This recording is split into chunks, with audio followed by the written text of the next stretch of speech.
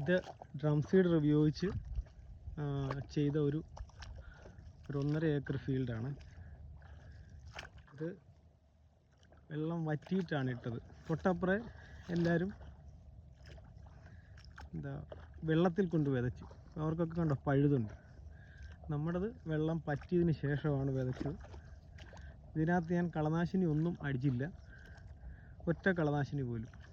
ഇപ്പം ഒരു ശകലം ഈ കാക്കപ്പോളയുണ്ട്, കാക്കപ്പോള.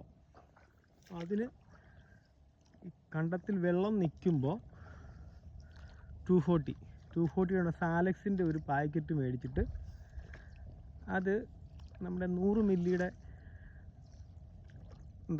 അടപ്പുണ്ടല്ലോ, ആ അടപ്പിന് ഒരു 1.25 അടപ്പ് സാധനം എടുത്തിട്ട് ഇതിൽ പമ്പിനകത്ത് നമ്മൾ ഈ സമയത്ത് സ്പ്രേ ചെയ്യും.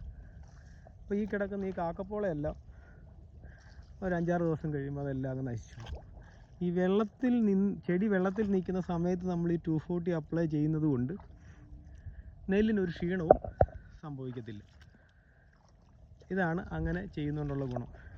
2-3 ദിവസം കഴിയുമ്പോൾ കണ്ടത്തിൽ കാക്കപ്പോളയൊന്നും കാണത്തില്ല. ഇതെല്ലാം അങ്ങ് പൊട്ടി അടുക്കും കേട്ടോ.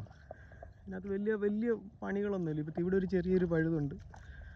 അത് ജസ്റ്റ് നമുക്ക് കുറച്ചുകൂടെ കഴിയുമ്പോൾ അത് വീണ്ടും അടുക്കും. 1-2 ഞാർ അപ്പുറേ നിന്ന് എടുത്ത് കറക്റ്റ് ചെയ്താൽ മതി.